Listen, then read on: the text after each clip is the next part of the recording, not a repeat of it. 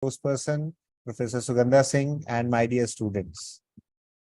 It's, I would say, our privilege to have Professor Singh with us for delivering a lecture on digital transformation from Industry 4.0 to Industry 5.0, for which we are heading.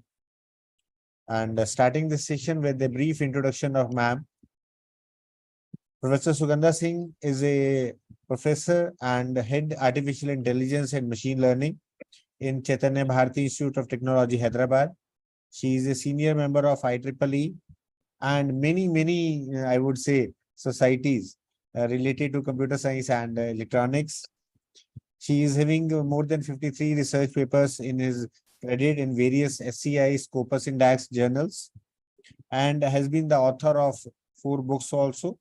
She has guided 51 postgraduate students and PhD students also. She has 2 patents published, 1 granted and 2 filed for grant in her name.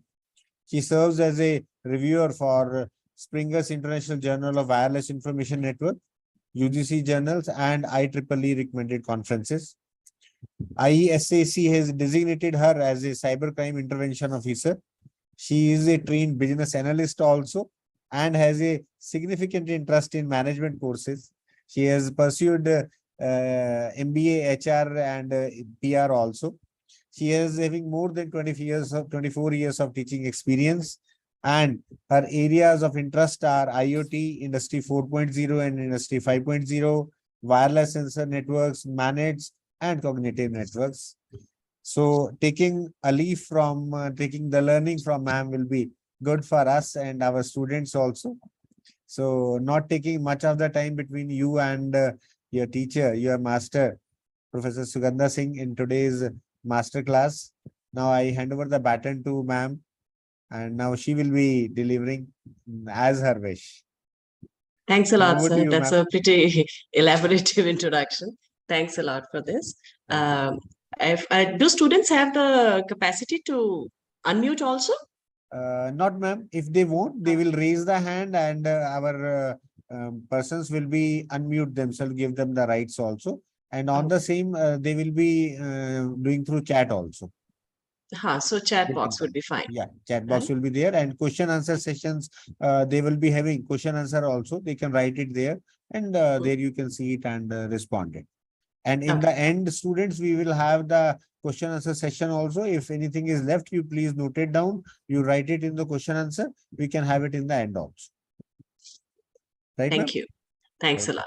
So first thing I wish to come up with, thanks a lot to you and to LPU management for giving me this opportunity to interact with the bright students of this university, which is a pretty renowned university all over the India as of now, and international as well coming up. So first thing I wish to ask to the students, you can write in the chat box, why you realize that what is the requirement for the industry? Why do we wish to have the industries? We are studying about Industry 4.0 to 5.0. We'll start with 1.0 as well. But first thing is, why do we need the industries? Any one of students, you can write in the chat box.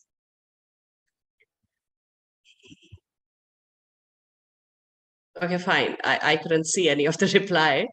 But basically, I consider and I assume that you people are aware of, maybe a little lethargic to type about it. Industries basically are needed for the comfort of human being, right? It gives an impact on our comfort of life, number one. Number two, economy of the country wherein it is dealing with, because it produces the production for that country, as well as the production wherein it has the capability to export as well. You can see that our international norms for the export and import, these had been renewed recently, about 1-2 years back only, wherein we have increased our export capability also. Now, when we are in requirement of the industry, basically industry we started off with, I'll just start my presentation. Basically, we started off with the industry with the intention that it will give a comfort and it will deal with, can you see the screen, students? I'll come to the.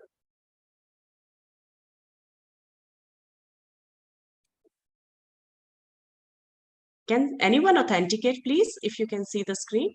Yeah, thank you. Right. So basically, we come up to the industry with the intention that it will give the comfort. That is the first intention, that it will give the comfort to human being. Right. So when we started up with that intention, the production was there. There is no doubt. We were using the things as a human being. We were in a track of consuming the things for ourselves. But that was not mechanized till then. I'll start with the concept of 1.0 from where we started up and where we have reached to, and what is alarming for us as of now, right?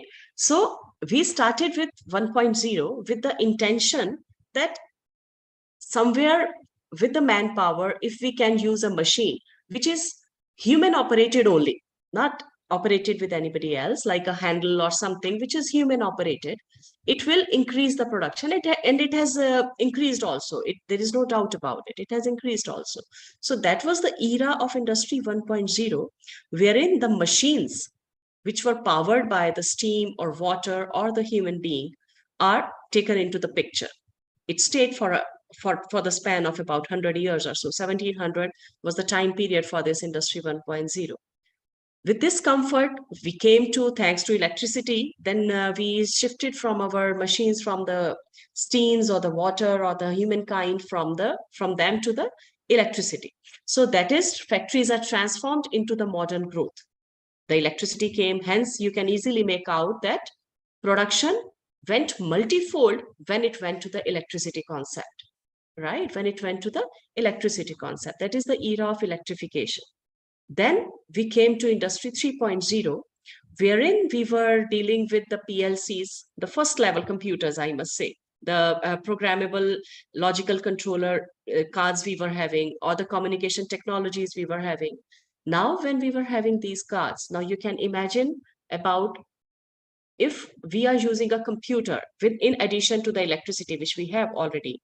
When we are using the computers, like a simple calculator, you can easily make out that how calculator reduces your work, how calculator gives you the comfort for giving a calculation at a faster pace. So Industry 3.0 was really a transition.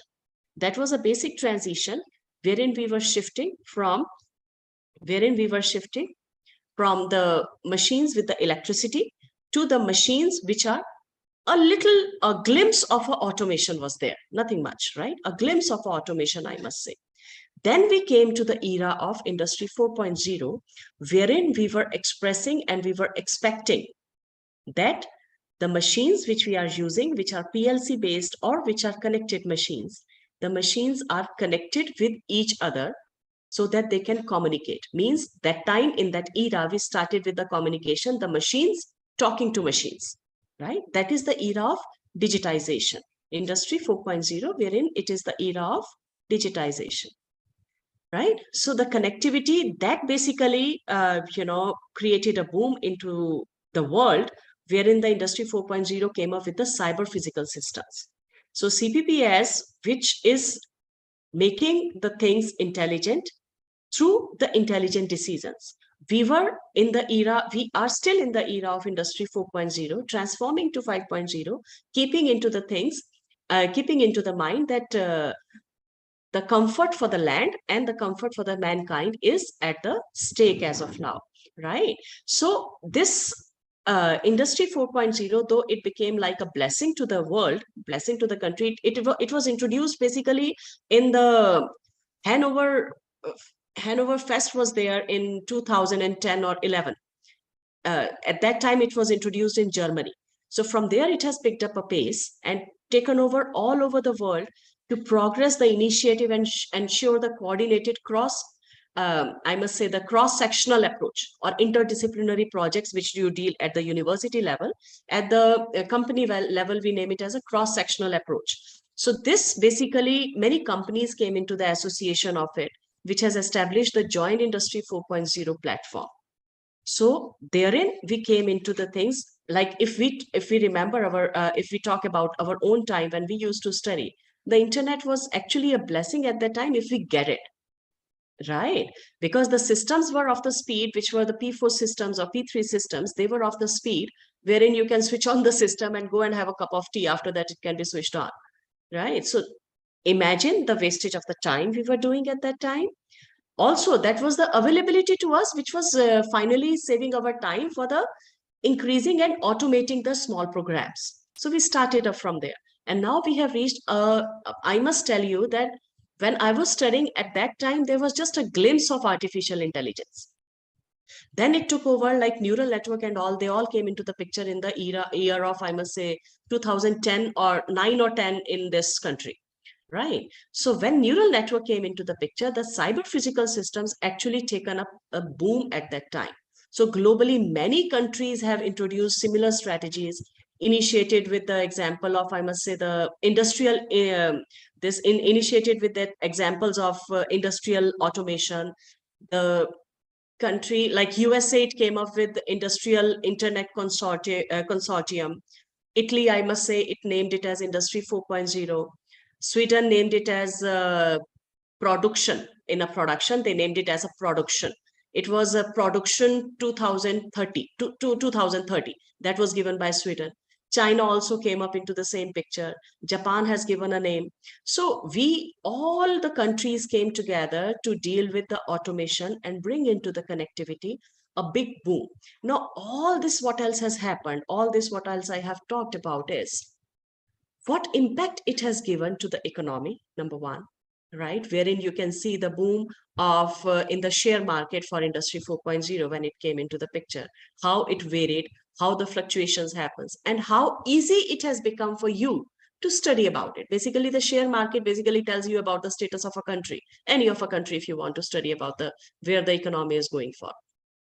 So businesses basically started to embrace the Industry 4.0 along with now Industry 5.0. Now, if you realize what I talked about is I segregated it very nicely about Industry 1.0. Then I expelled you about Industry 2.0. Then I explained you about Industry 4.0, 3.0, 3.0. But the segregation of Industry 4.0 and 5.0 is not that easy, right? Because there is a technological shift from each type of an industry, Industry 1.0, 2.0, 3.0. There is a drastic technological shift. Now, wherein we have reached to Industry 4.0, there is not a drastic technological shift or the digital shift into 5.0. Only thing is the horses for Industry 4.0 need to be controlled. Right. Now, if I talk about this Chat GPT, right? Now, this Chat GPT, if I talk about this, then if I have to write one paper, right? Or any of document, if I want to articulate, that document, I'll think about it, I'll analyze about it, I'll see the repercussions about it. And then I'll go for the articulation before I make it public. Correct? Now, this point of view has given me one kind of analytical skills and the logical skills wherein I'm analyzing and logically implementing what do I have to articulate to make it public. Means if it is going public, what impact it is going to make it on the humankind. Right? Now, the same document you created through ChatGPT. Would ChatGPT think about it? No. Right? It will give you one document. Now, if you want to make it public, if you do not consider into the plagiarism impact also, let's say you remove the plagiarism or similarity index as well. Now, if you want to articulate it and make it public without realizing that what would be the impact on it. Now, your generation is still there, right? If you talk about, now think about it's not about a generation shift also, think about your juniors, 4-year juniors to you. Right, 4-year or 5-year juniors to you, wherein they are just starting off with the things and they have a facility in hand with like ChatGPT. I'm not saying that it is not a good thing. It is a very good thing if you implement it well, right? If you are ethical in implementing, but there is no transition of I must say the technology from Industry 4.0 to 5.0. Only thing is you need to be taking care it mindfully that what you are implementing, what would be the impact on humankind? And remember one thing always, that We are creating the systems. Now we have reached to the destination wherein system is making us scared of that whether we would be surviving or not. Right. So Industry 4.0 had been a blessing, no doubt, the connectivity and the digitization which has come up. It has given a boom to the organizations, to the business, to the economy. But it is very much important the way we are integrating the horizontal and vertical value chains, the way integration is going on, innovation with the digital business models, the way it is going on, it has to be controlled, keeping in mind human centricity, sustainability, and resilience. So, Industry 4.0 to 5.0, when I'm talking about, it is taking care of about same digitizations. These digitizations, how they are to be implemented, taking care about human centricity,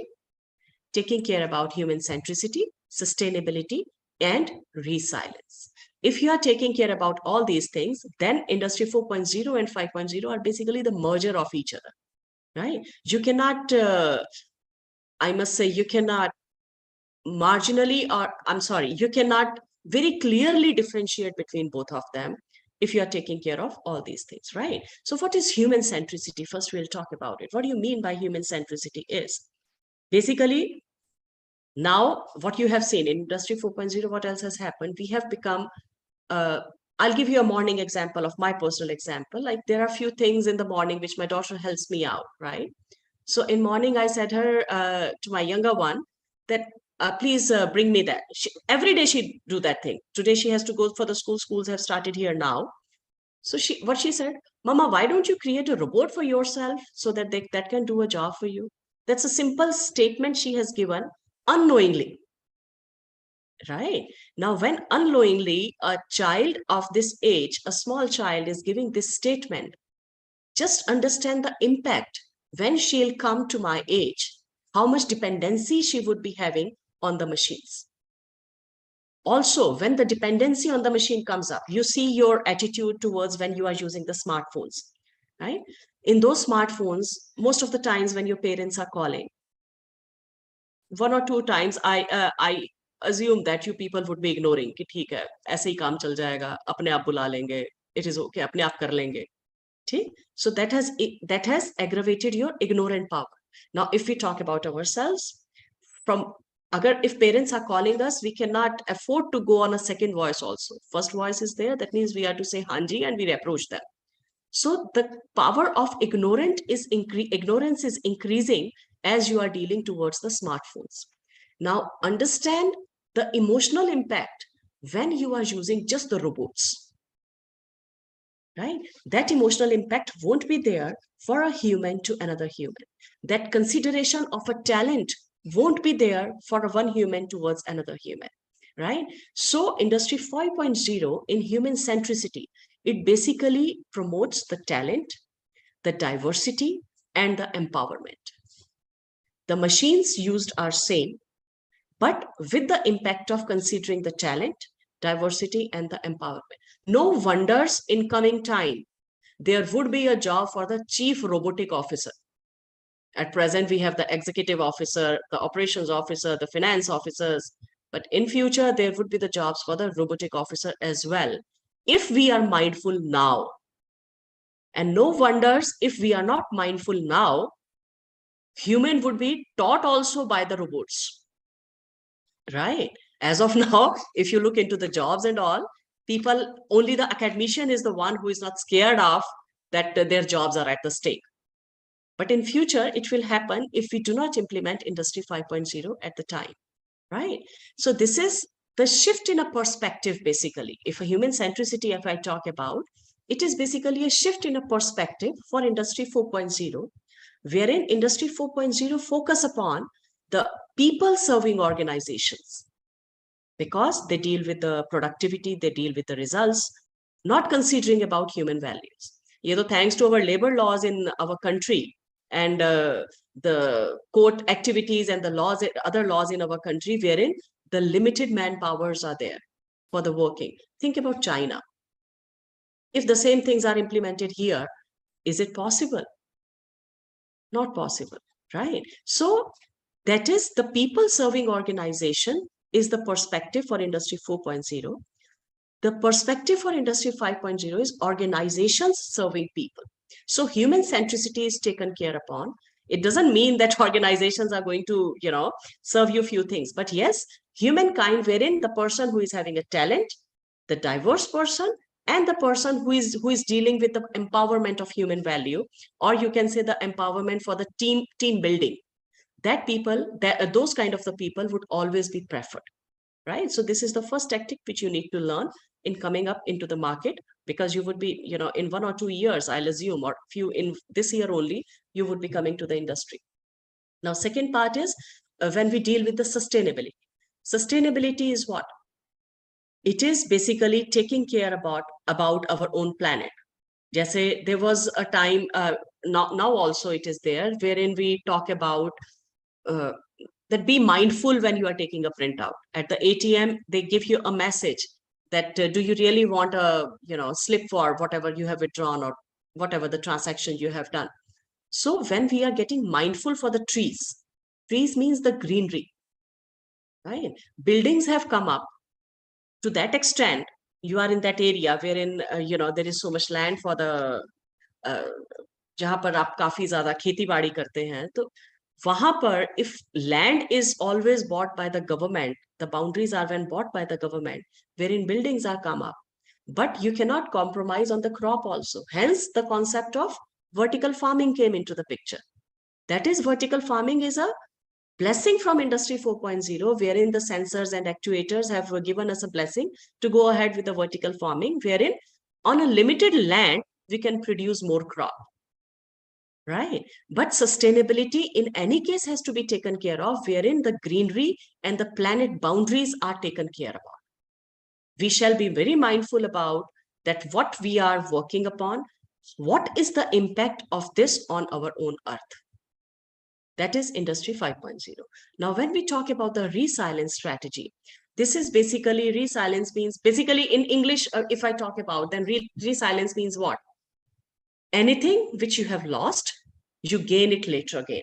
So that means the flexibility, the not on the traditional meaning, if I go on the resilience, that means the agility is there, the flexibility is there, wherein to adopt the different technologies. Now, today, if I talk about that, I will not study about artificial intelligence. That's not my cup of tea. I'll just confine myself to only networks.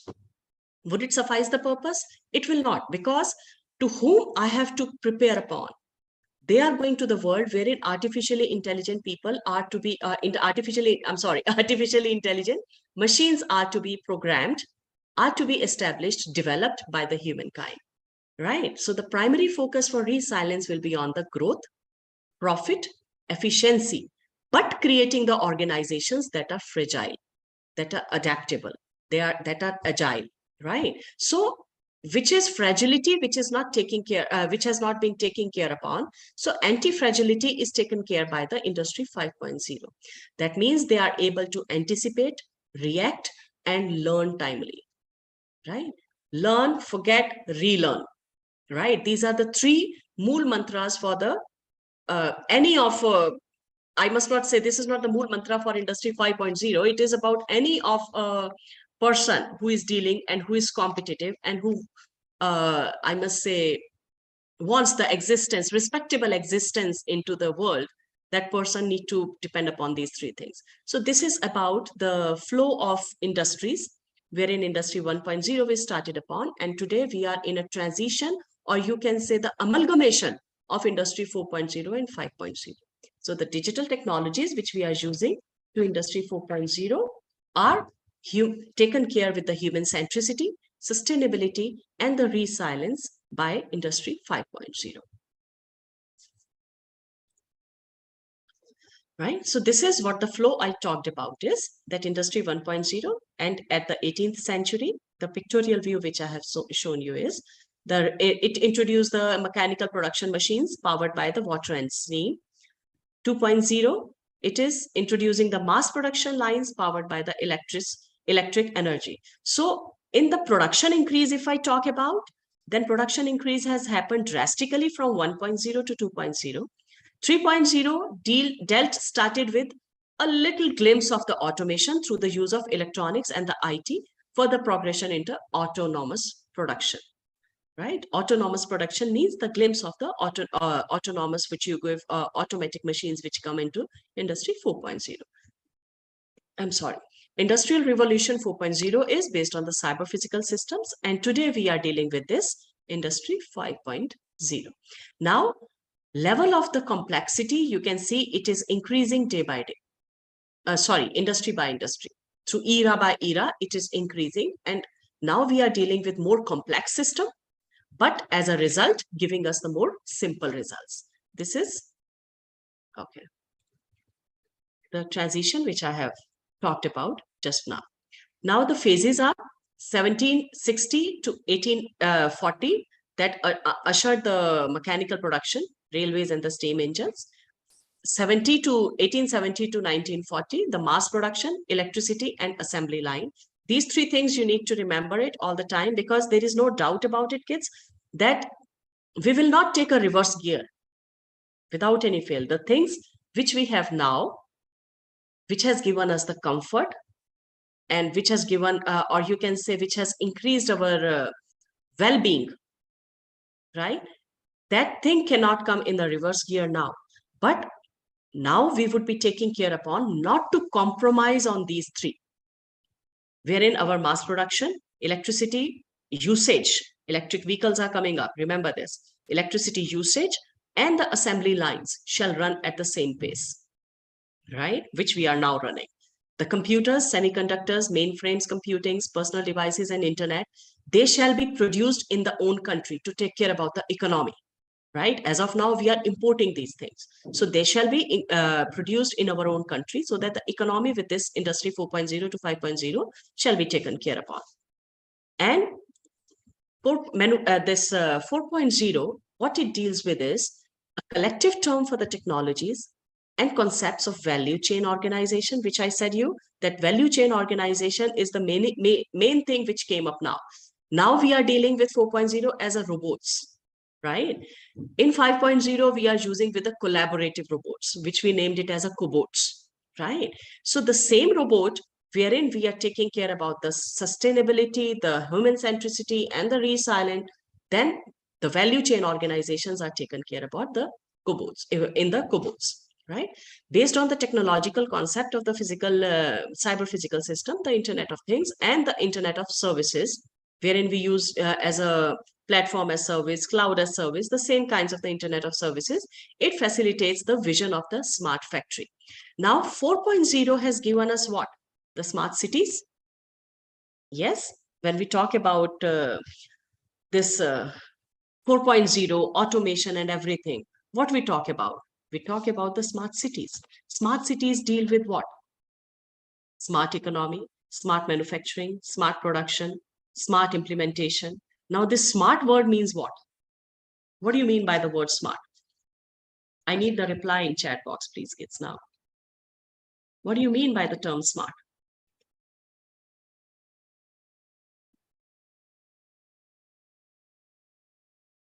Technically efficient, aware of context. Okay. Technically advanced. Okay. Technically advanced means what?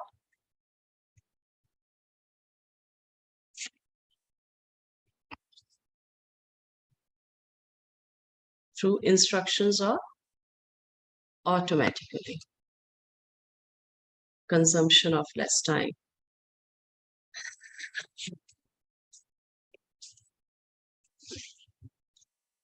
This I'll focus upon minimal effort and optimal output, right? Sanjay Gautam, right? It is basically giving you what? Rest of the students, rest of the people have also given a quite approachable reply. But when I talk about this, I'm pretty impressed with. Sanjay, where's your reply? It's gone up.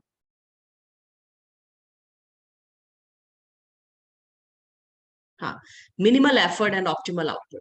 Generally, what we do, minimal effort and optimal output I'll talk about, because optimality is the main thing wherein we would be focusing now for Industry 5.0, जहां पर आप you can say the productions which are basically Industry 4.0. It deals with what we mean about smart factories when we are dealing, the smart cities when we are dealing with. Smart means something which you can do. Okay, fine. I'll put one quote here, maybe a little vague. Generally, it is said कि घोड़े की तरह काम करो, गधे की तरह मत करो. Means what? The efforts which you are putting up to achieve the result, that shall have a smart way, wherein minimum efforts shall give you the maximum results. Right? So minimum effort gives you the right way and or you can say the expected results which you are talking about, or the optimal results which you are talking about. So basically, smart word deals with the input and output which you are putting up. It shall vary, right? A little input gives you the maximum output. That is what we deal with the word smart factory. Work smartly, not hardly. Yeah. Right? This is a general saying which we put up in front of our kids or the students also, that smart kaam karo, hard kaam karo. Because hard work with no direction doesn't give you the results, right?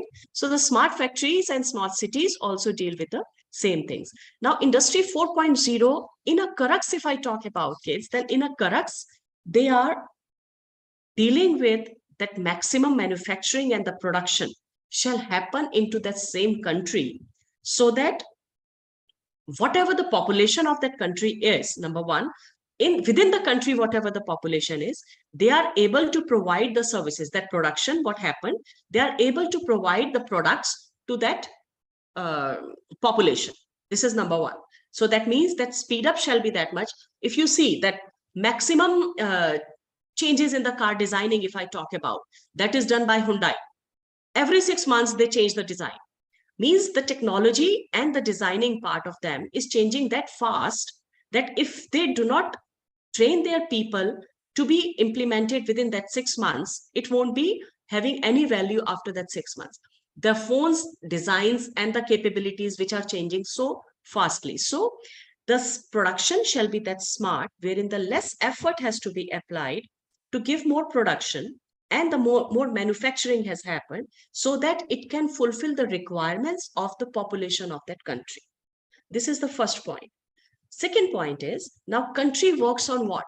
Forget about country. You yourself work on what? If you do not have money in hand, what will you do? You won't be able to survive. You won't, for how long you would be able to survive with the minimum facilities? You won't be able to, right?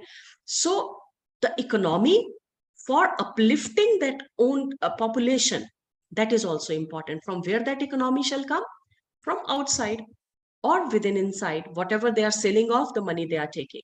But that will be maintaining a balance. That will not, अगर आप मुझे कुछ पैसा दे रहे हैं, उतने पैसे पे, let's say if I'm doing some work, you are fulfilling the requirements, that basic work will maintain just the balance. कि आपकी पिछले ईयर फैक्ट्री में जो प्रोडक्शन था, the same production will be now also.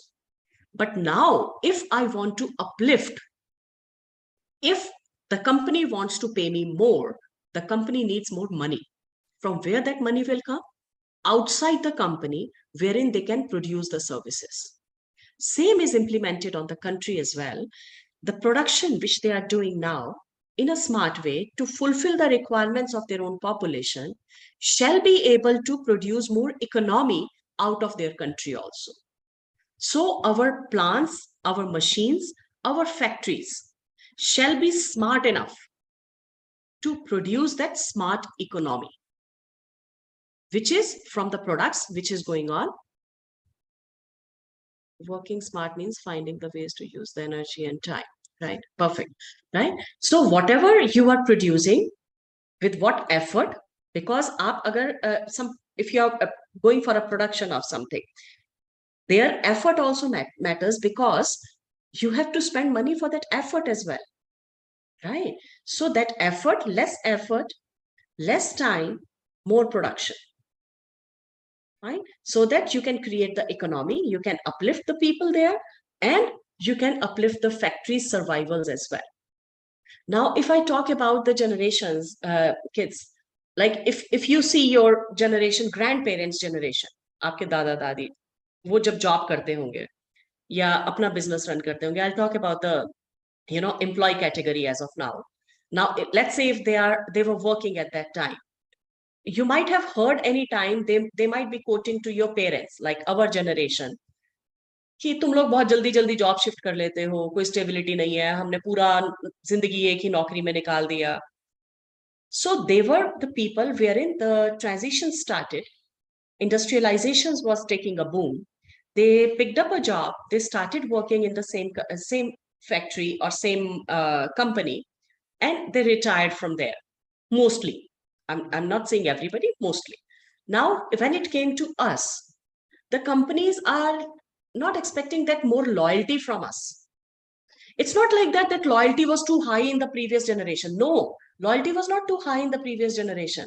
Availability of the avenues were very less in the previous generation. Those avenues increased in our generation. So now the basic things which had been taken care by them, which we talk about roti kapda makan, we uplifted ourselves because avenues increased, right? They increased smartly, avenues increased, our capability of working more increased, the paying capacity increased, hence the level of standard of living increased in our generation. Now the same standard is given to you people. Now you have more avenues, hence the loyalty decreased the way it has decreased in us. It has decreased more in you towards the company. You simply say, company meri loyalty ka dhyan nahi rakhti, why should I bother about the company? It's okay, I'm getting more things. Now, and also companies can threaten us a little bit that if you won't work, we'll chuck you out of the job. But when you people will come into the picture, you will hardly bother about it because your avenues are more. You can think about, acha theek hai, naukri nahi milegi, I'll start up my own thing anytime. Because government has reduced that entrepreneurship policies and all. It has loosened them up so that it has become now easy.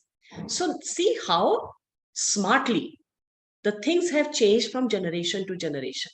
Now we are into that smart factory wherein the things are available, avenues are available, less effort is required, more output is required. The person who is bothered about, who can take care about, who is having a talent, right? Who is taking care about that team management can be done, or the management skills are pretty high, that person will always be uplifted into the smart factory category, right? So what you people, generally I have seen, we can't earn without efforts, investment, and the smart work. No doubt, I agree with that, right? So whatever the vision of a smart factory is, that is implemented, basically started with our generation, but main implementation has to be done by your generation.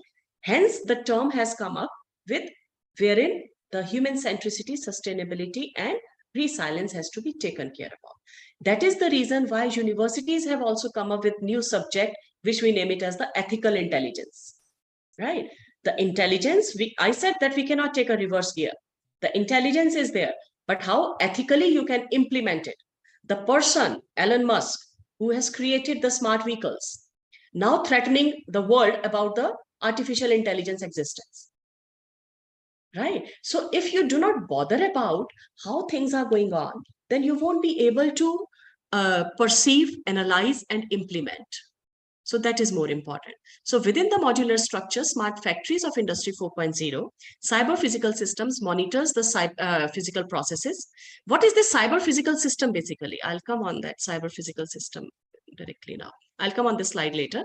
What is this cyber physical system basically? This cyber physical system it deals with three things: computation, communication, and control.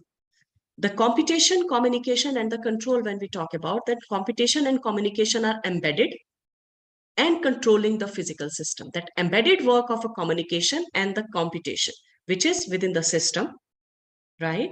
That is controlling the physical entities. Hence, the robotics has come into the picture, right? So this robotics, basically, what happens into it, and how this CPS has come into the picture, how it has become so vibrant. Reason behind, nowadays, if you talk about that availability of internet, the miniaturization of it, the speed, the power, and the mobility facility which we talk about, right?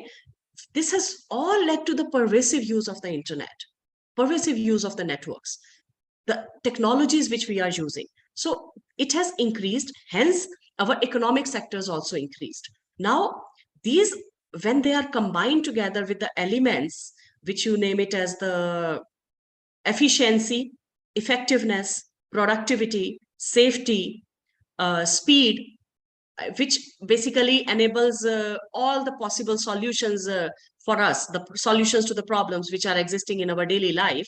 So this has basically led to the requirement that something which we can commute, which we can program, which means the communication, which we can program. Hence, that programmed computation can control the physical thing. So all the CPS have the computation process that basically interacts. So cyber physical system is a system of collaborating computational elements controlling the physical entities, right? So CPS are physical and engineered system whose operations are monitored, coordinated, controlled, and integrated by the computing and communication code. Mainly, basically, if I'll take a simple example of C language, simple example, any of a language, making a short program. What you are doing? By programming, you are communicating. By algorithmic calculations, you are computing. With that computation and communication, you are getting some results on the screen. Right? Now that when we are getting on the screen, if we come at a bigger level now, then it comes at a simulator. That when with this computation and the communication, you get it on the screen or in a virtual world, which you name it as the augmented reality and the virtual reality. In the virtual world, which is making the things possible, existing physically, the realization, that we name it as the simulators, right? So now when it is done with the simulator, it is programmed that way. Now, when it is controlling the physical system, which we name it as the robots, any kind of a short robot or a bigger robot, which we name it as the robots, we name it as the CPS in a standard word, because it is controlling the physical machine or a physical system, right? They allow you to add capabilities to the physical systems by merging computing and communication with the physical processes. So all the CPS which we talk about, all the CPS have the computation processes that interact with the physical components. These are basically by computing with them, what they do, the level of a complexity for increasing it for overall crucial role in, and I'll just read the chat, kids.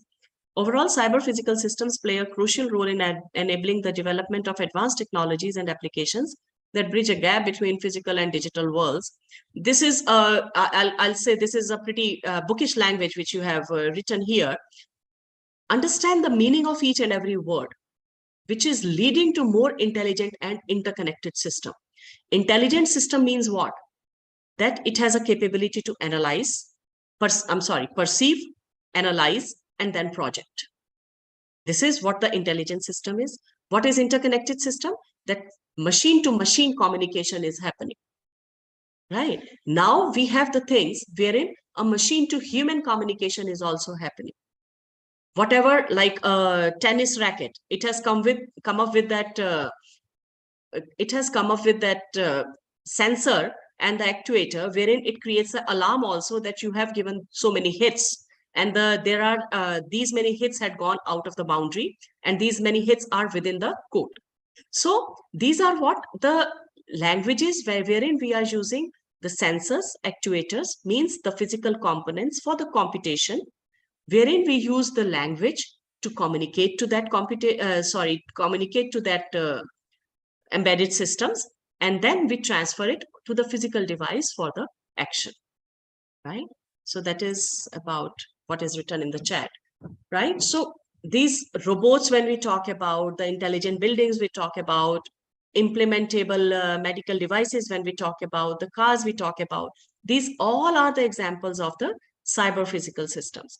Now, basically, if I talk about, then this CPS has taken a boom, major boom or you can say the understanding. If I talk about this, not a major boom, I must say, implementation was before also, but it's kind of a thing. COVID has shown the face, the utilization of these things. In front of a COVID sufferer person, it would be better to send a robot than to a human being. So it has shown the utilization of a common man. I'll give you a simple example of yoga, which is basically, I must say, origin of our own country, was thought of earlier that it is a game of or it is a thinking, or it is a doing of rich people only. But after this, Ramdev came into the picture, every common man, har ek park mein aapko log phoopha karte nazar aa jate, right? So this is how so here COVID has played the same role, wherein the common man has understood the requirement of the machines and the requirement of artificially intelligently promoted and programmed machines, which can be used for humankind. And basically, it would be more useful if you understand. This is just my suggestion as per the understanding of the market. You implement it or not is on your thinking. If you understand the implementation of artificial intelligence, when I mention artificial intelligence, I mention it till deep learning, right? When you understand the implementation of artificial intelligence sector into the medical science, if you can bring this up and you can have the understanding of it. Look, I generally promote to the students to always have the interdisciplinary groups. The reason behind it is, a computer science or the AI student or IoT-based student, if merged with the mechanical student, it can come up with the excellent designing part, excellently programmed. And if you understand the requirement of a medical science, then just understand that these three combinations, where it can lead the country towards and where it can lead your career itself. Right? So it is important to understand the cyber physical system, how it can be designed, group it up if you are not able to understand, and how it can be implemented with the requirements which are useful for a humankind. Humankind ka use karne ke liye best thing is that you go for the medical sciences. Just have an understanding of it, or merge yourself with any of a doctor. Right? That person would be able to tell you the requirement. Radiologist or the pathologist, they would be able to understand and it would be able to tell you what is the requirement of the medical industry as of now, what is required from you to be programmed and designed. So if this three merging can happen, then you will become a boom for the country. Right? So there are the principles, basic principles for coming up to that merge when we talk about. Then the basic principles for Industry 4.0 has been the interoperability, virtualization. What do you mean by virtualization? But interoperability, I assume that you are aware of it, that wherein, which I gave an example of, wherein you are making multiple things controlled centrally. The smart homes, when we talk about, controlled centrally by the mankind, right? So when the ability of a cyber physical system, human and the smart factories are connected to communicate with each other via the Internet of Things, right? Basically, the Industry 4.0 ka backbone or automation ka backbone is Internet of Things. That is the reason there is a term Internet of Things, then there is a term Industrial Internet of Things, which is implemented at the level of education. What you are understanding is how to implement it at the smaller level. Maybe automatic buses you are creating. Automatic buses, when I mean, wherein they are tracking a route, not driven by itself, right? Wherein the automatic homes are there. But when it comes to the industrial level, then we deal with the, let's say in aggregation, if I talk about, then vertical farming may, how you can, what kind of a moisture is there, what kind of what is the health of that soil is there, wherein the crop can be developed. So these all things are taken care by Internet of Things. And to Internet of Services, wherein the results is looked into what Internet of Things have provided to us.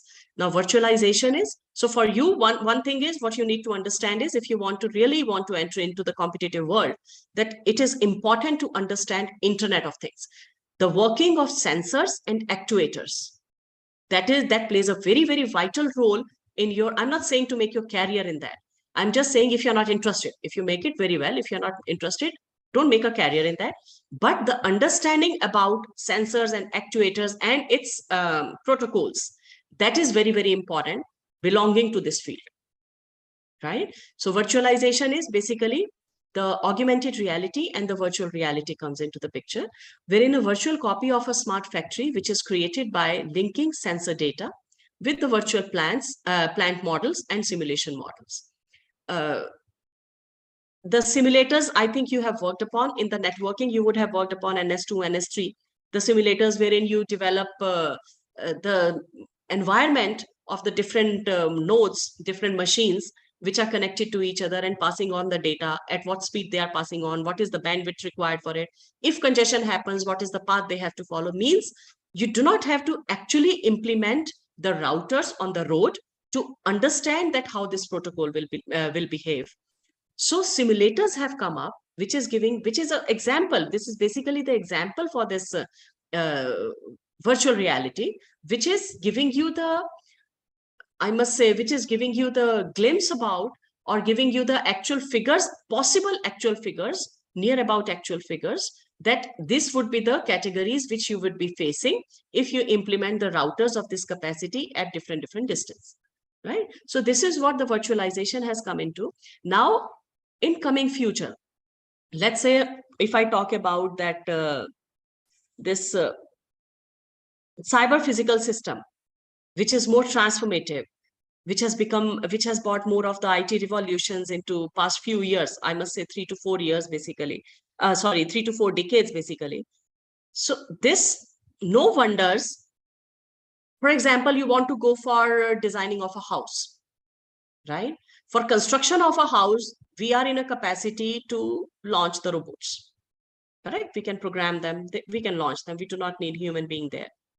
Now for designing, again, there is a virtual machine which can ask your requirements, right? You input those requirements, give those requirements, and it can give you the pictures about and the budget about that, what would be the budget with the painting and with the flooring type, everything it will show you. And it will tell you about, instead of doing the engineering in that, it is that much simple that normal human being can do it. So we do not require the design engineers as well then, right? So before implementing or launching a business, in some time, you would be able to make out by the simulators that if we go for this much of a production, what would be the results and what is the economic growth of that city? What is the paying capacity of that city? What would be the benefit I can get? And what is the requirement from people at that time? So for running that business, how many things you require? Only how many people you require? Just 3 people hardly, to take the survey, to take the inputs, and to design, right? So these 2-3 things, if you design by yourself, then in totality, including you, you would be needing 3 people. So virtualization is leading towards the comfort, the speed, and the economic growth, which has led to the, you can say, the speed up of a work, which has led to the more production, right?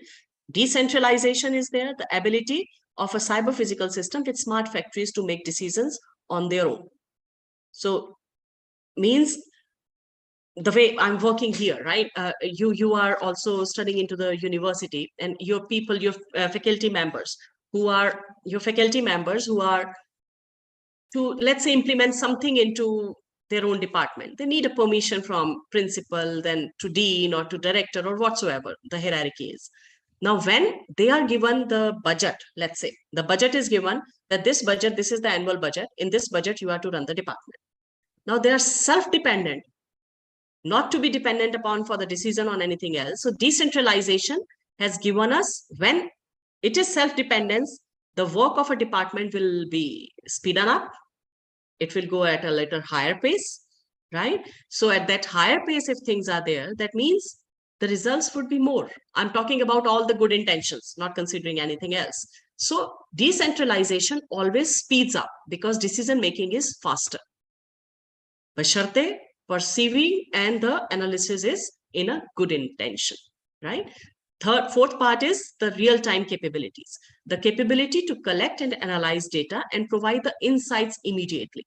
Whatever the data you are capturing, right? Whatever the capabilities your team has, right? that can be implemented using virtualization, seeing into the results and implemented into the real world. Right? Service orientation, offering of the services via the Internet of Service. Whatever the services you have thought of, they are implemented that way. Modularity, the flexible adaptation of smart factories for changing requirement of individual modules. Whatever, when I'm talking about a decentralization, that doesn't mean that single department will work altogether different from the university. No, there are certain central protocols, there are central policies which they are to implement. Those policies are, I must say, designed and framed thinking about taking into the consideration the modularity of the individual department. So hence all the departments finally confine themselves to those policies only, right? I'll just go through the chat once, then I'll go to the next slide. Okay, this is the definition, what you are giving. Any doubts, Soumya, for this? Or you just wanted to convey? Okay, thank you. Right? So these are the building blocks for Industry 4.0, wherein the autonomous robots, simulations, and horizontal and vertical systems, industrial Internet of Things, which I talked about just now, cybersecurity, additive manufacturing, augmented reality, big data analytics. Now, in all these things I had explained, I wish to focus a little more on the big data analytics. Now, you might have seen a lot of difference in the job prospective kids now, or you may take an analysis from your placement department, wherein the requirement earlier for the, I'll just take an example of computer science as of now. The requirement earlier for the computer science candidate was what? Mainly into the sectors which are dealing with computer science fields, or the fields which are dealing with the outside the country, which are, you know, programming for those factories, right? Nowadays, if you see, management fields, they are hiring computer science students. Then banking sector, they are hiring. Production sector, they are hiring. Manufacturing sector, they are hiring. Reason behind, they all have to deal now with the data analysis. Right? Now, if you are well acquainted with what data is, how it has to be analyzed, how it has to be finally concluded, and the further action proposed. Let's say you have some data. For example, I'll take a very minuscule example of one classroom, right? In that class, how many students are there? What is the category of a grouping of a student I must talk about? In that grouping, what is the percentage of the candidates? How many candidates are at a verge of failure? How many are assumed that they may fail? What is the action proposed? On that action, what are the implications? If I do this type of a study for any of a class, I can take a prerogative, or I must say, I can take a prior action. On that action and implementation, I can reduce the number or minimize the loss. I'm not saying that loss will not happen. Loss will happen. But what we have to deal with is, so that we can minimize the loss to the maximum extent. Hence, most of the companies are focusing upon, which are not just computer science based. Most of the companies are focusing upon data analysis and the data security. Right? So you can have a word with your placement cell there. They'll also talk about the same things, that no doubt that basic programming is there, but wherein the higher end things are required, you need to be very much well acquainted with these two things, the security part and the data analysis part, right? So we are basically, the implications which are possible in this field are the robotic assisted production, right? Predictive maintenance, additive manufacturing, which I talked about, machine as a service or internet as a service, big data. The same way is reframed in the way so that you can understand how it is captured and understood at the industry perspective, right? Simulators, if you can create that, right? Supply network, if you deal about that. Amazon, if you know about, you would have seen that Dubai RTA has launched one vehicle which can, on a travel with a laser light, it can detect even 1 mm of a path hole also, which can be rectified then and there, right? So the small things, by utilization of electronics and utilization of the, I must say, the technology, it is increasing the results, increasing the supply.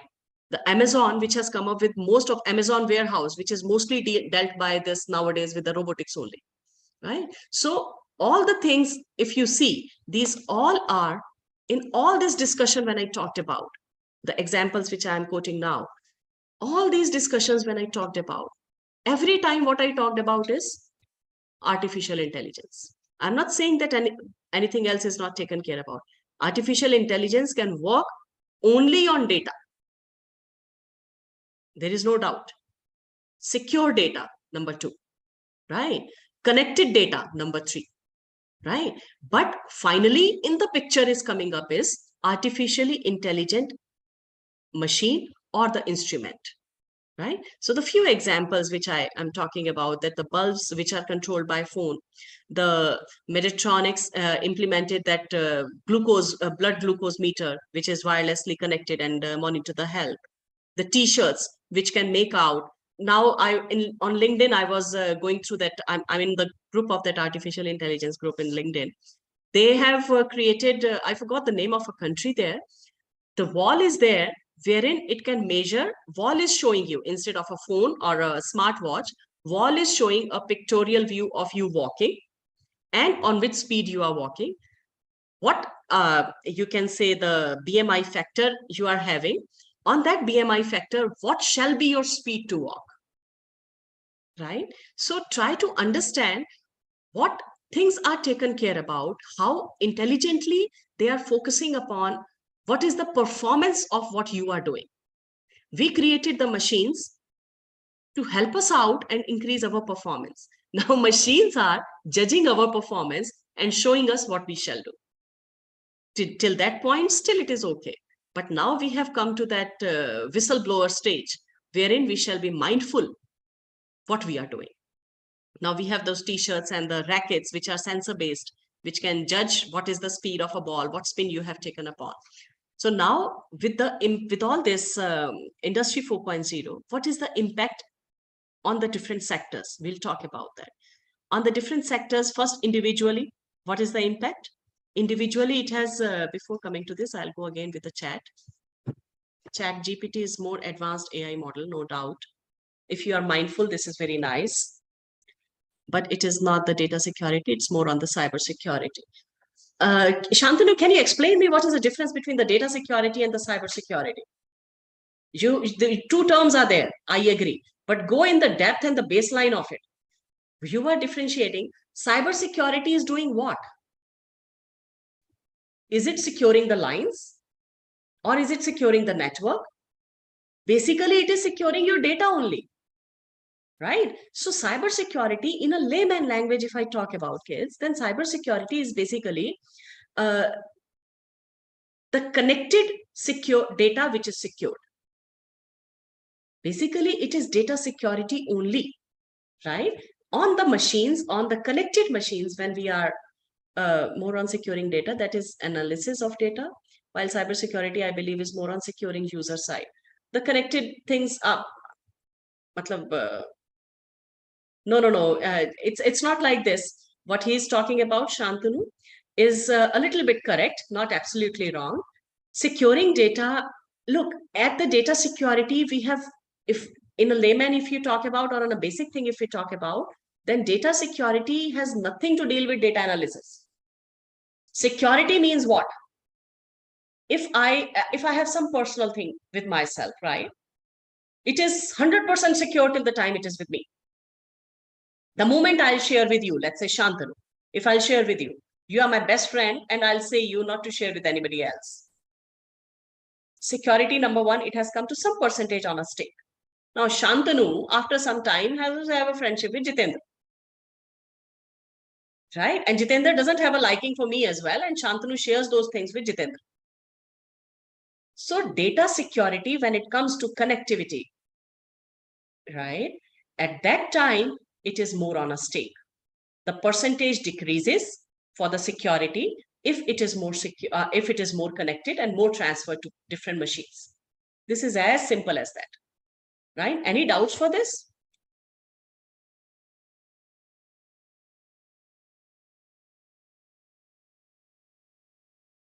I just used a very simple language for saying what you are talking about, IT assets and all. For what purpose we are using IT assets? For transfer of information. So till the time they are secure, till the time Shantanu is secure for me, my data is not secure. So I have to, make the instrument secure itself, right? So basically, kids, you are losing somewhere what I have understood from all your definitions now. You have studied, no doubt, but you have lost the concept of, what the baseline is. Fine, I'll ask you a simple example now. What is the definition of pi? Fine, Jitendra, we will have a discussion on this. I would be happy to be lightened by you to me on this. But what I talked about is not the difference for both of them. The baseline for cybersecurity, you are not understanding what I'm saying. Baseline for cybersecurity to come into the picture is just because the connectivity came into the picture, right? If connectivity is not there, then cybersecurity doesn't have to play any role with the data. Correct? What you are talking about, the differentiation, what I could perceive is that you are talking about the different kinds of the protocols. You have entered more into the technicality. I'm talking about the basic understanding of what data security and cybersecurity is. First, understand the basic implementation, basic utilization. You would be able to differentiate the protocols well if you know the baseline. The simple thing I asked about is, give me the definition of pi. Everybody has studied mathematics. What is pi?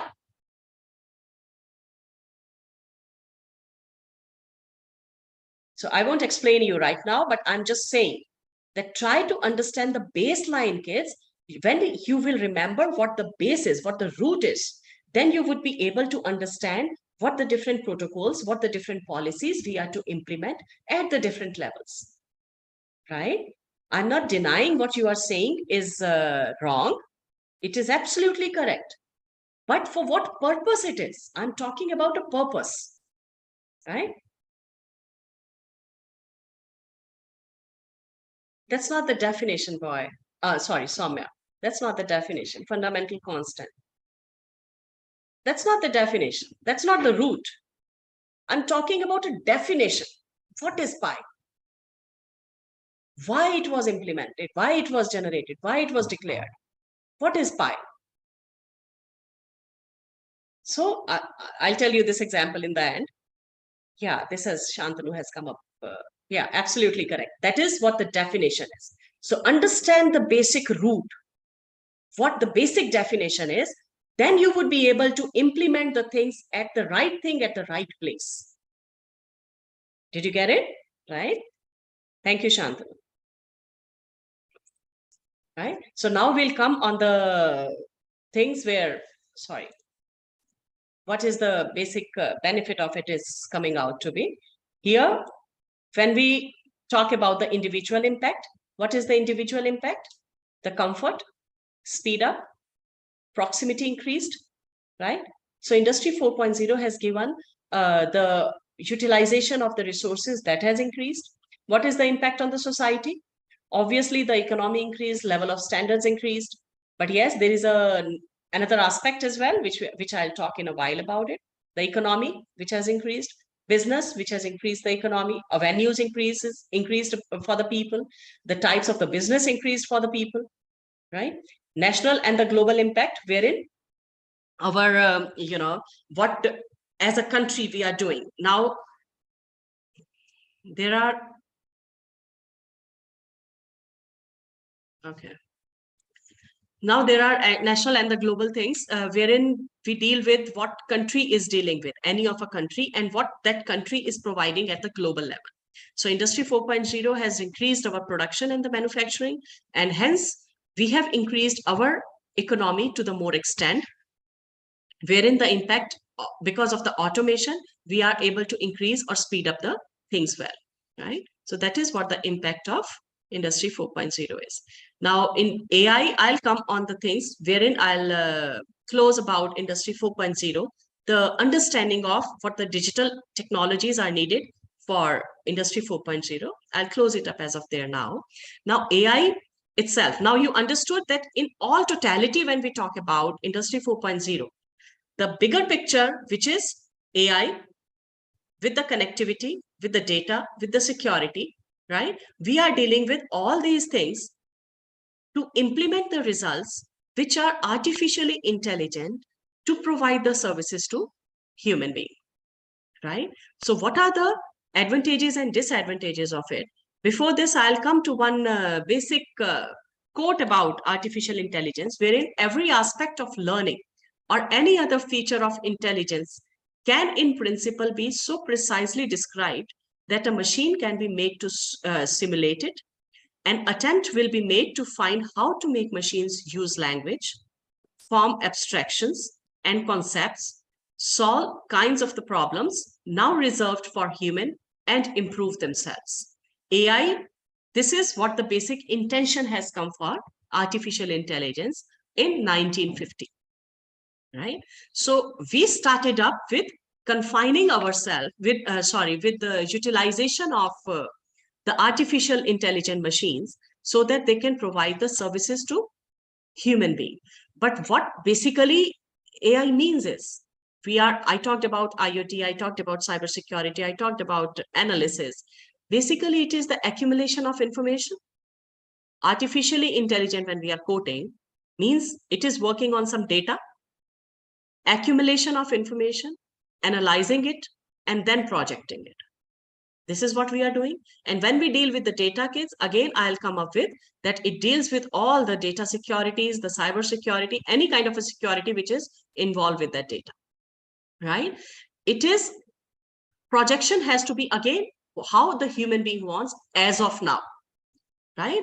So it will not be more considered. I tell you, it won't be a valuable thing in the human faculty, because simple gadgets are going to do multiple things and in a much better way than a human being can do.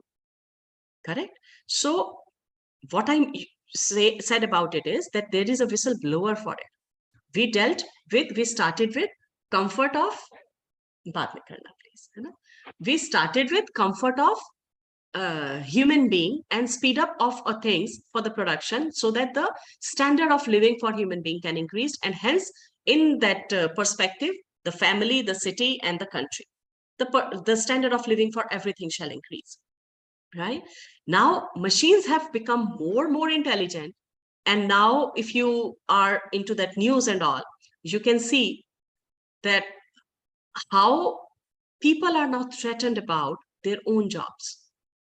It has two faces. I'll quote about it. It has two faces. Now, in those faces, one factor has come, look, as of now, main threat is for the shop floor people, right? But it will give a good impact to the country, that it will emphasize more on people to read better. अच्छा पढ़ाई करो, अच्छी पढ़ाई करके तुम अच्छी position पे आओ, अच्छी position in the sense you are able to analyze and project, so that you do not have to work on the shop floor, wherein the work of a robot, wherein your work has been replaced by robot, which is a stipulated set of things which you are to implement. In that stipulated set of things, no human being is required, right? Wo set of things if I'll program, it will come. So hence, whatever we are doing, right? Whatever we are dealing with, we need to become more intellectual. What do you mean by the word intellectual? What does it mean? That you intellect which can function on the accumulated data. Am I correct? You intellect or you interact with people or with the machines which can function on the accumulated data. You have something, some information, or what if I use the layman language, then people generally say experience speaks. What do you mean by the word experience? The accumulated data only, right? On that accumulated data, you know that this would be the implications, this could be, this shall not be done, and these would be the benefits of it. right? So this is how intellectual deals with. So data assimilation, analysis, and the execution. That is very, very important on the data accumulation. Hence, the jobs which you are talking about in the data analysis area, that comes upon the analysis part and the execution part, right? Now, if you just analyze the data, let's say, right? I'll take an example of share market. You'll just analyze it up. For previous years, you have analyzed that shares of so-and-so company have gone to this level. This is the fluctuation. This was the market state at that time. And you just put it on the paper. This is the analysis. And you do not conclude. Does that analysis have any value? No. Assimilation with conclusion of execution. That is very important. So whenever you are entering into the jobs with respect to the data analysis, the assimilation with the conclusion of execution, that plays a very, very vital role, wherein you are to take care about that what implications are the suggestions. Generally, I say to my kids also and my students also, whenever you come to me with any of a thing or any of a problem, come to me with few solutions. What you think about shall be the possible solutions. What do you think? I cannot find out that? I can. I can propose it very easily to them. I can say them ki aisa kar lo. But if they come up with 1, 2, 3, 4, 5 things, they will understand what would be the implications. Hence, it will increase their analysis capabilities, right? What shall be analyzed? That what could be the implications? What could be the repercussions if they implement this solution? So that is what something intellectual you need to learn now more, what a machine cannot do. Now, if you can go ahead with what robotics can do, then your existence is at a stake, right? So I'll come on the advantages of AI. Reduction in human error. I think I'm taking a little more time. Just give me some time, I'll come on this. Reduction in the human error. What I talked about is take risk instead of human. Because if, for example, some bomb has to be diffused, right? That bomb, if the Ukraine example, which I quoted it here also, that explosion has happened. If we'll send a robot instead of a human being, that will carry a more value because you are working for human beings only, right? Which is available, robots, which is available for 24/7. They do not get tired. You just have to charge them up. Helping in the repetitive job. The digital assistance is there. Faster decision is there. Whatever is programmed, that would give a faster decision, right? So these are the advantages. The disadvantages, high cost of creation, obviously, making human lazy. Pani de do mujhe, please. Making human lazy. Unemployment increases, as I talked about, that the shop floor is at a risk as of now. Huh? Abhi thoda sa time do mujhe, theek hai? Making human lazy. Obviously, most of the work would be done by the robots. Then human would be lazy by itself. No emotions, you can understand it well. Lacking out of the box thinking. What I talked about is when you are thinking about some solution, you will come up with some main things, 5 students coming to me with some solutions itself, which are independent to each other. So which will increase their analytical skills. Hence, they'll come up with some of a project which is out of the way, right? AI regulations, I'll talk a little about it because of the scarcity of a time. I'll suggest you to go ahead with this. If you have been into the news, then USA has banned the utilization and the usage of ChatGPT into the schools. Brazil has come up with the AI regulations, and the risk factor which has to be taken. Brazil has come up in December 22 only. As of now, India has not implemented any of the AI regulations, so still a challenge is faced. Still, China has also come up for a change. China has also come up with some algorithmic provisions which they are providing for AI to the machines. They have come up with some those regulations. Switzerland has come up. USA has come up. Brazil, USA, Switzerland, China. Right, that's it. India doesn't have as of now, but yes, in a soon time, they would be implementing the way they are after Facebook as of now. Some regulations would be implemented into AI. Otherwise, I want you to talk a little more on this for your ethical intelligence, right? This part which I'm talking about, that is very, very important about the ethical intelligence, right? So this is a video which is basically the conversation. I'll just show some part of it because of the time. I'll cut the things, major things. Just concentrate here. Tell me if you are not able to hear. Not Sophia.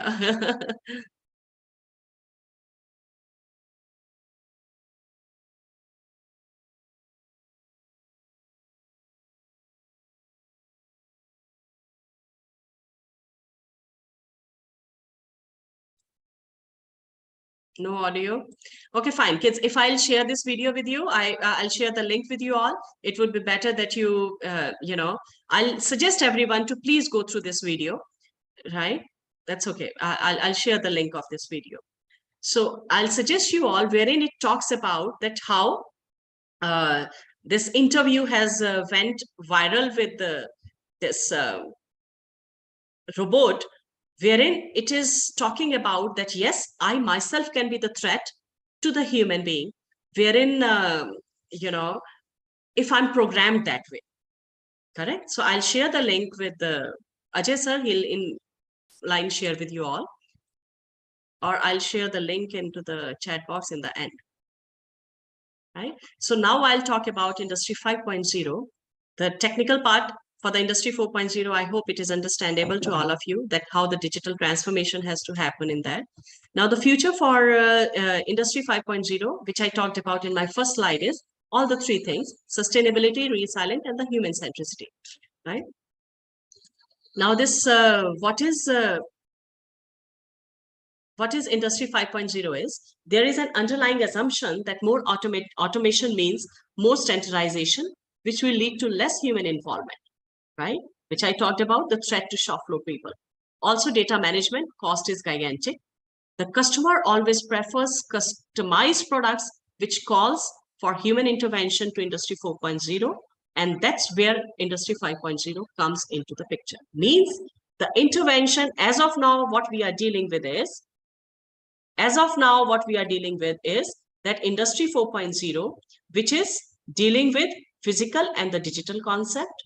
Industry 5.0, which is dealing with the physical and the value concept, right? So 5.0 reflects a shift from a focus on economic value to a focus of social value, right? And shift in a focus from welfare to well-being. Means Industry 4.0, we had been in a race to implement about the machines, to automate the machines, to regulate the machines, to make them intelligent as work as a humankind. Now it is important to stabilize it the way it has been misused, right? So this is Industry 5.0, wherein instead of a cyber physical system, the cyber physical cognitive systems have come into the picture. The human value, human centricity, which is taken care about, the talent and the empowerment and the diversity, wherein that is taken care about on the cyber physical system. Right? So the cyber physical system with more connectivity. This is WhatsApp group of MCA students. Okay, kids, I'll share that. Right? So this is about Industry 5.0. Now, what it deals with is, I explained all the things to all of you in detail. I'll focus on two things as of now, is edge computing and the connectivity, which you shall be very, very concerned about, wherein edge computing, which deals with the job perspective I'm talking about, kids, the technology involvement in edge computing and the connectivity, the industrial Internet of Things, which is dealing with the connectivity and the involvement, wherein the security also comes into the picture, keeping in mind that human involvement is also there. Right? Now, this is one part. Second part is AI and machine learning, you are into that era. Customization, you are into that era.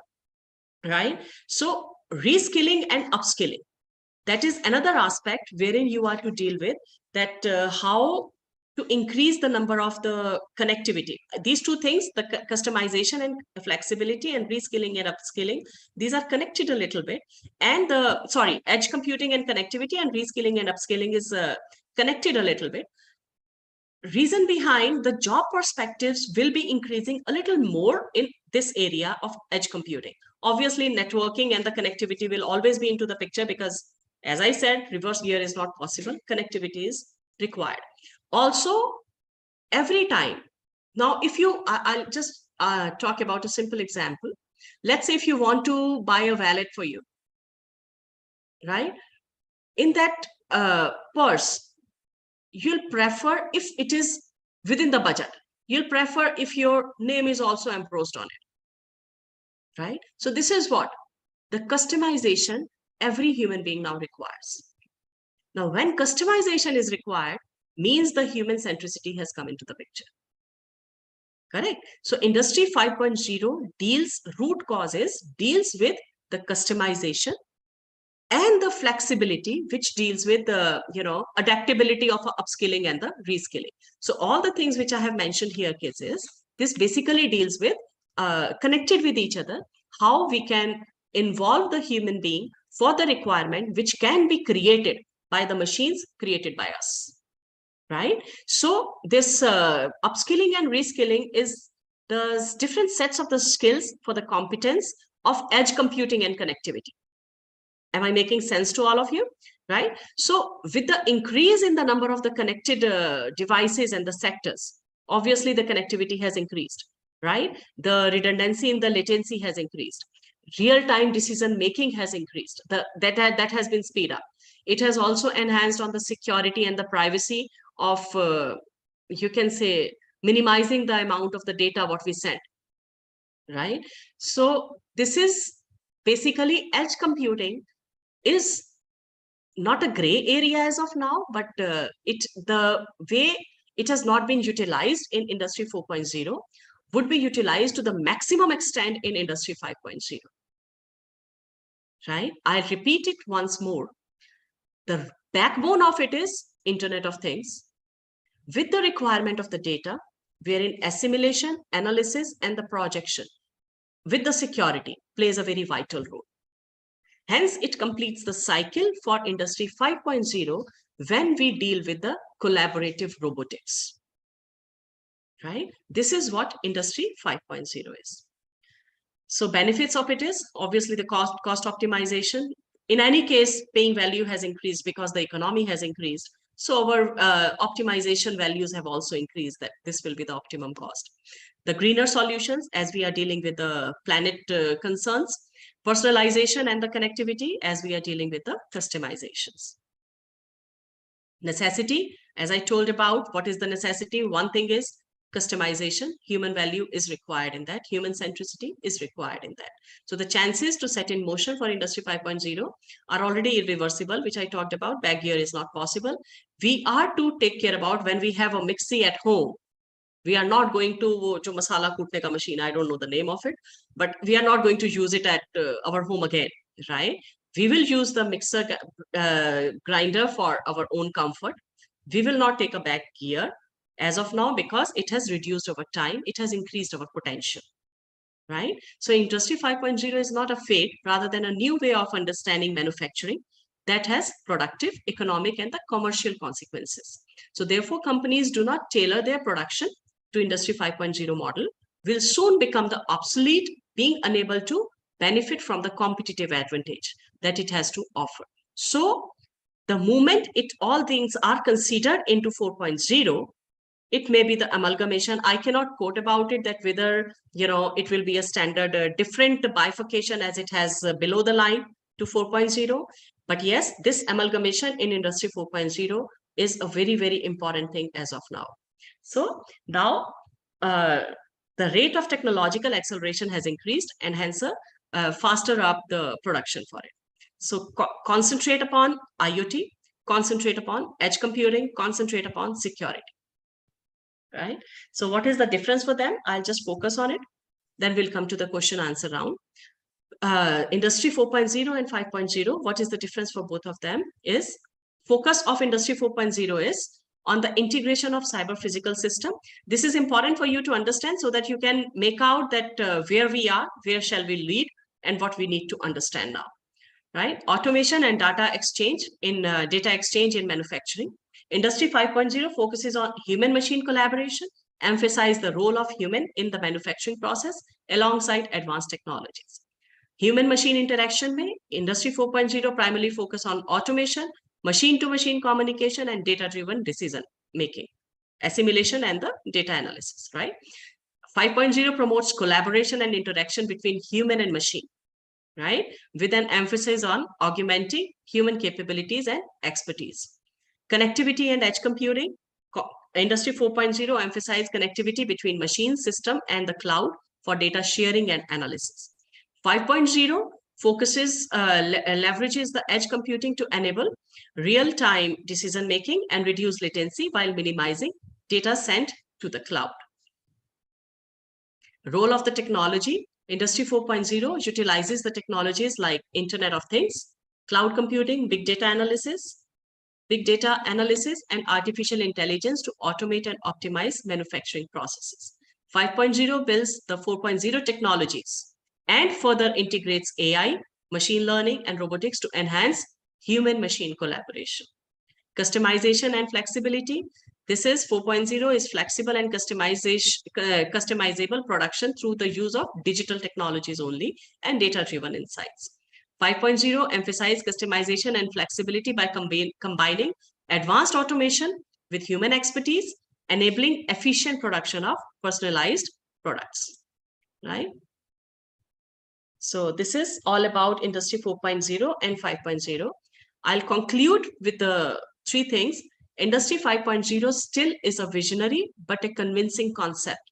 You need to understand that, which will have a deep impact on the society, governance, and the human identity, along with the economic ramifications. That is very, very important to understood by this so that you can, technology can be implemented ethically, or intelligence shall be implemented ethically. The aim of Industry 5.0 is to allow humans to spend more time on planning and strategizing tasks by providing a blend of a human craftsmanship and the automation. So that's what I said, that the benefit of it, major benefit, which I see for it is for the country is that people will emphasize more and more on the education now because things at the bottom level are getting absorbed. Right? Industry 3.0 is mass production industry, 4.0 is mass customization, and 5.0 is mass personalization. Always remember the concept of a customization when you are into the factor of a industry, right? That's all from my side. I'll open up the question answer round.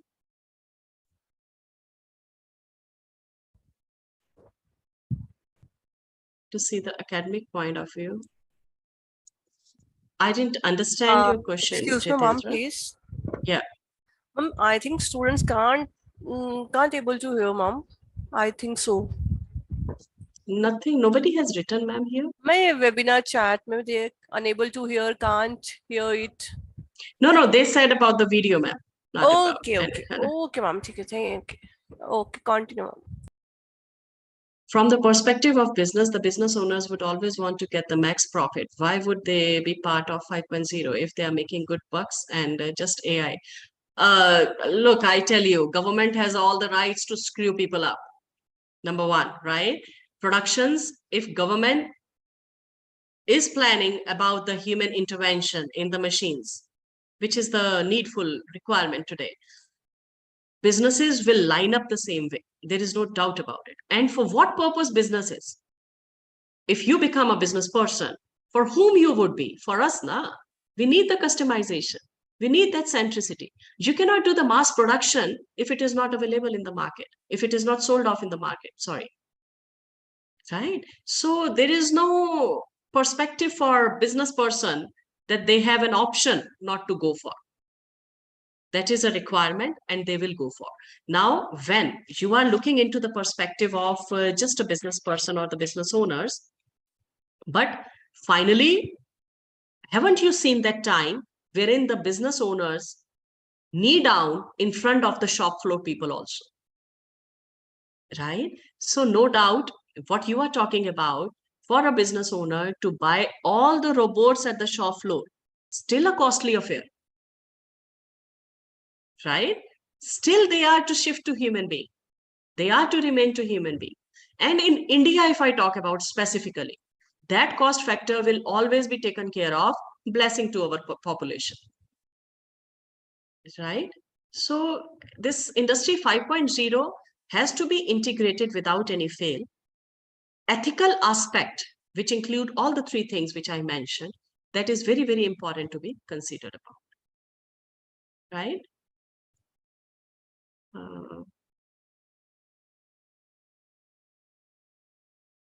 Yeah. Any other questions, kids? I am open for that. Okay. Any further questions?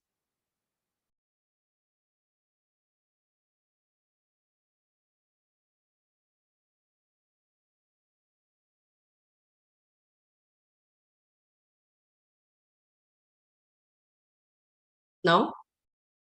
Shall I consider two aspects of it? That I was pretty good to explain the things, or you were not listening to what I explained about? No further questions, kids? Okay, first thing is I'll stop sharing.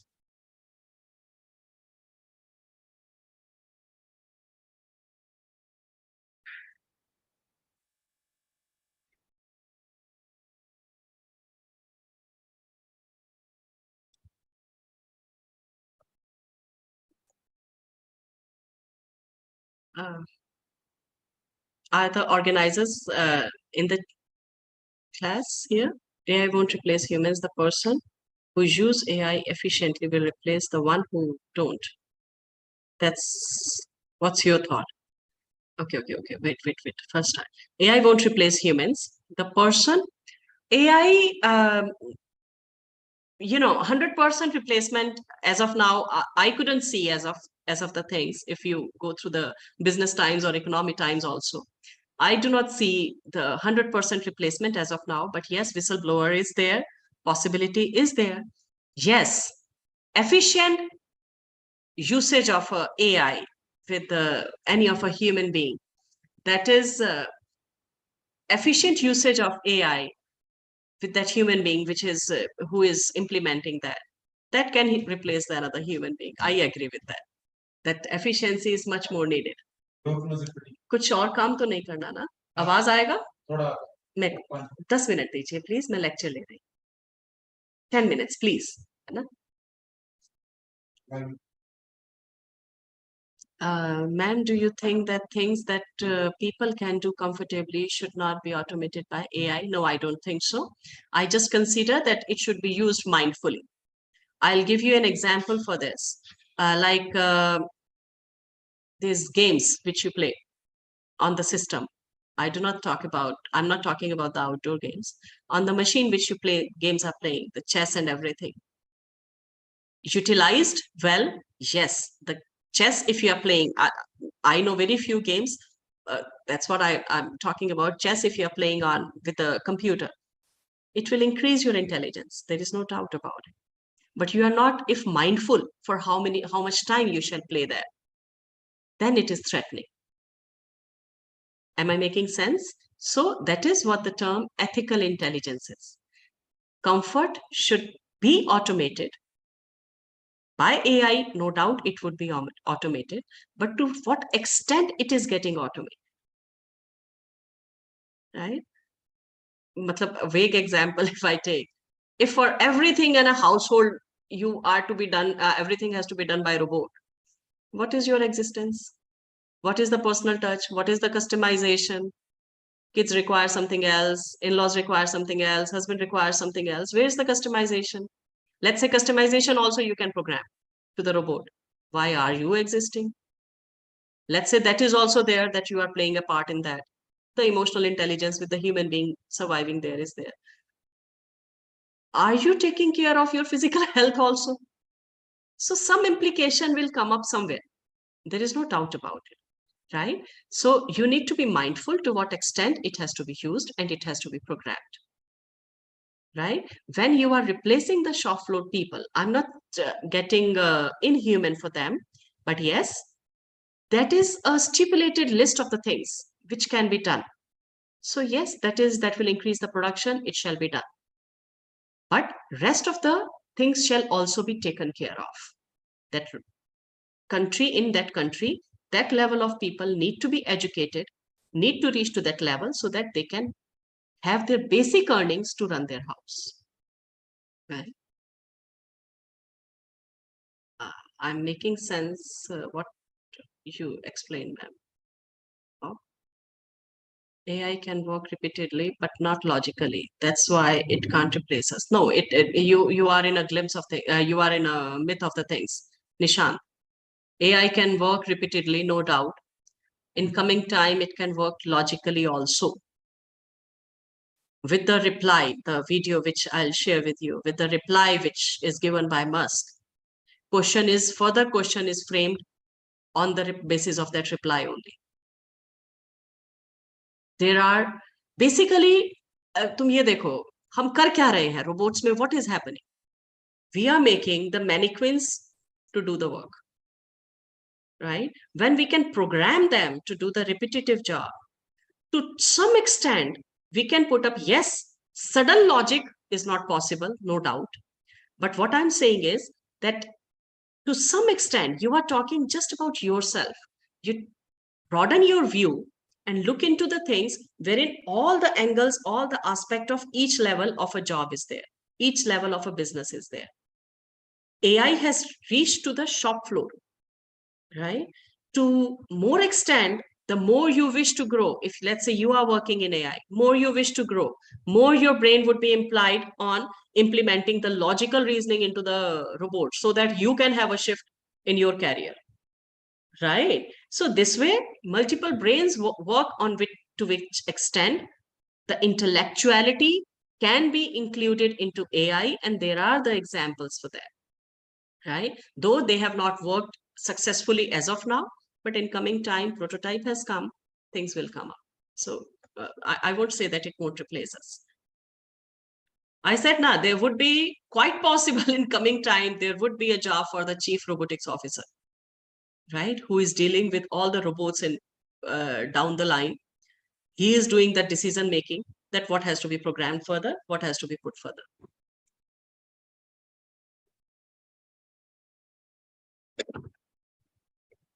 50% because we don't have this to remember things, but AI store all this is an example, but AI have the vast knowledge. AI is a vast area, right? Knowledge you are to gain to implement that AI. How much AI integration can we imagine in next 10 years in the industry? Look, next 10 years, there is no doubt there would be the regulations. That's what I wanted to focus upon, that AI regulations. There would be the regulations wherein the human centricity and the sustainability, these two things would be mainly focused upon, right? So in coming 10 areas, AI integration, it has a, not 10, even 20 I'll talk about. It is having a huge scope, huge implementation, but with the barrier of a regulation. It will be there, right? But in 10 years, yes, we'll stabilize with where AI shall be used. Abhi jo country ka haal hai, I must say not country, abhi jo world ka haal hai is like this, कि एक बच्चे के हाथ में आप खिलौना पकड़ा दो जो वो पहली बार देखता है, right? Now how that child will react? That child will implement each and everything to study that toy or to break it up, to use it up. So world is in the same state as of now. Okay? कि नई चीज हाथ में है, because that thing is providing a comfort, increase the production. But yes, how much it has to be used, for how long it has to be used, what is the extent of implementation, that we need to be mindful with the regulations, right? How cognitive science, AI, be used in the medical field? what students learn for interdisciplinary in AI and health science. Look, for the health science, I won't suggest you, not suggest, matlab, I consider it is out of the scope for us to understand about how health science is working. I'm talking about the merging of the candidates. What health science requires, right? That health science, on that basis, you can program their instruments. Like you can see that CT scan machines, X-ray machines, these are what? Programmed and designed by engineers only, right? Now, the solutions, better solutions to the, in the coming scope I'm talking about, in the term of a pathologist and in the term for the radiologist, if you can understand their requirements, right, you can program it well and you can make the artificially intelligent machine wherein they are to learn about the utilization of that machine, because pathologist results depends upon what the medication would be given further. So what is the combination, how that combination has to be used, what is the chemical combinations which they are implementing to create a medicine for something.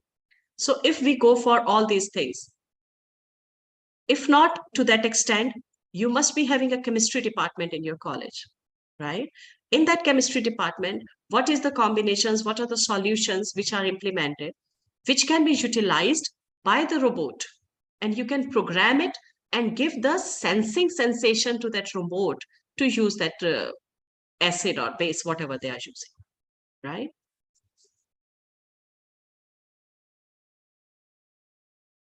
We are giving commands to AI using latest technologies. We are giving commands to AI to do the different works. Without commands or tools, AI dependent on human being. Yes, as of now. But can you assure that there won't be any robot to command any other robot in the future? Would there be in future, there won't be the academicians possible as a robots? They can be. Which would be teaching for the robots only. Right? So you cannot assure for this that they are, as per today's thinking, you are saying so. Correct? If you do not take care of the planet, if you do not take care of the human customization, this thing will happen. This is quite possible. Human emotions in coming year. Yes, it is to much of the extent, if I talk about, then they can pretend for the human emotions. I'm not saying that, human emotions can be felt by them. No. But yes, they can pretend for the human emotions.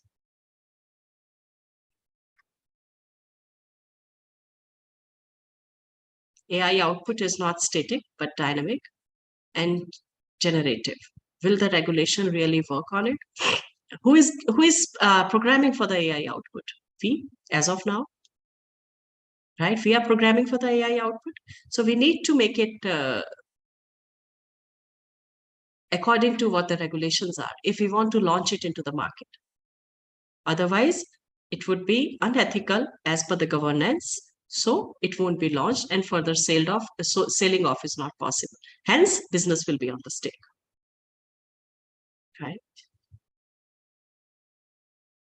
There should be a way to shut down an AI if it is somewhere harming people. No, वो story सुना है बेटे आपने? बिल्ली को देख के कबूतर आंखें बंद कर लेता. But that doesn't mean कि आंखें बंद कर लिया तो बिल्ली कबूतर को खाएगी नहीं.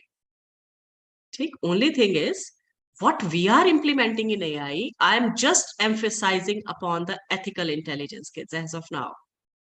The baseline for Industry 5.0 is the ethical intelligence, wherein you are taking care of the re-existence, sustainability, right? And the human intervention. Okay. What is the neural network and how do we relate? Neural network is what? Basically, in a simple language, the neurons, we think logically or analytically how, what we are doing. Neural network is doing what? right? Neural network is basically neurons. Our neurons are making us, if let's say any of a neuron in our brain is not working. So can that specific work, for example, the neurons of this left hand stops working for the left hand. Would I be able to work with left hand? No, right? So understanding of the neuron, human neuron, and implementing that human neuron onto the robot, programming that human neuron onto the robot is the neural network. Understanding of basically that neurons of human being, how they are working, what is the networking in between that, artificially implementing into that the network into the robot, we name it as the artificial neural networks, right?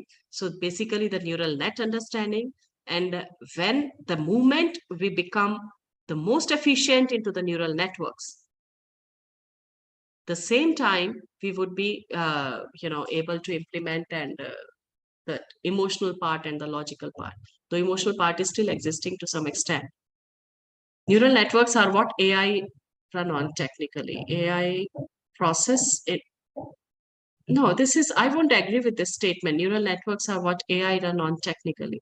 Yeah, to some extent, right? That's what that maybe you wrote a little less. Your meaning would be same, that what artificially we are implementing the neurons of human being.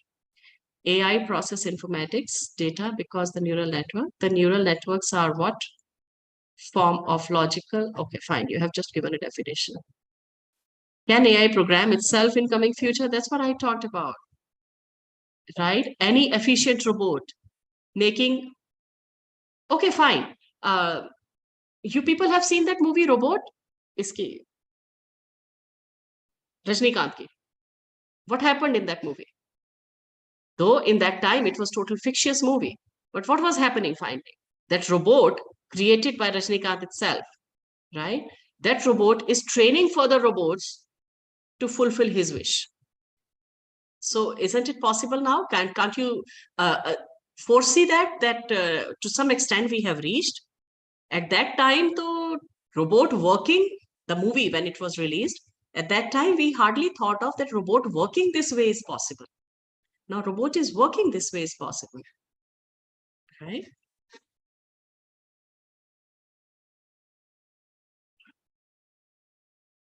Am I missing some questions further?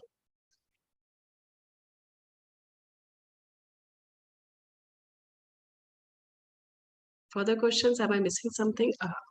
Is there anything down also? One was, ma'am, This is. yeah, on the does capture. It came. Yeah. I think, I'm sorry, I interrupted you in between. No issue. This is TensorFlow, right? Yeah. This is the next. What is TensorFlow and what it is? Basically, it is a open source framework. TensorFlow is an open source framework, I think developed by Google.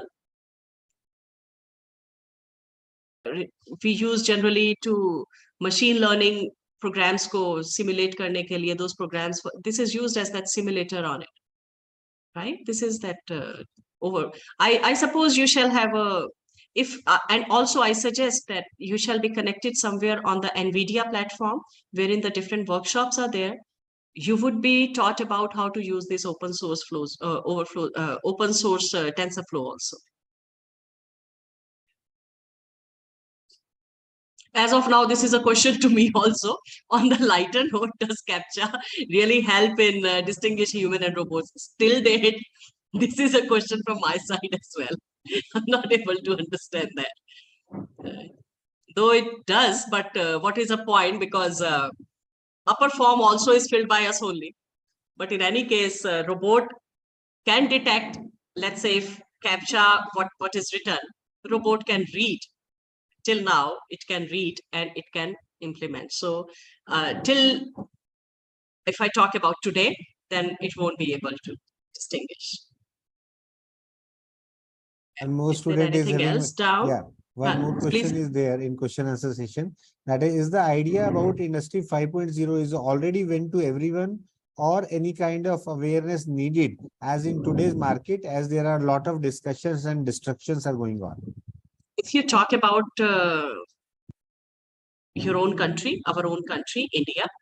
Then in India, 100% implementation of 4.0 has not yet happened, right? So implementation or amalgamation of 5.0 is a challenge. But yes, 5.0 has come into the picture to the broader sense to the countries wherein, these underwater missiles, North Korea has developed that underwater missile drone for, a weapon against basically for US, right? So overall, including into the world perspective, yes, Industry 5.0 has reached to many of the countries wherein they are involving the things, keeping human centricity into the picture. Thank you, ma'am. Something else? Alright, All questions have been answered. chalo. Thank Thanks you. a lot. Thank you, sir. Thanks to all the students, all the participants, and all the faculty members and the organizers who are present here. Thanks a lot for bearing me also. Thank you, ma'am. Thank you. Thank you, Thanks a sir. lot. On a I'll take an formal- exit. Yeah, Haji sir, please, sir. give me 1 minute. On a formal note, a vote of thanks from my side to ma'am. Thank you, ma'am. Thanks a lot for sparing your valuable time for us, for our students, on such a wonderful topic. And your discussion has been very, very good, eye-opener for us. So our students will be, as we are having, most of the students are working professionals, and many are working on the digital transformation only. So they will be helped out a lot by your discussion. Thank you. If I could do something, I would be very, Thank you, ma'am. Thanks a lot for your valuable time, ma'am. very. Take care. Take care. Thanks, sir. ma'am. And thanks to all our dear students also. Thank you. Thanks a lot. Thank you. With this, now we end this meeting. Thank you, ma'am. You'll get I'll back. take an exit. Yeah, Thank sure. you.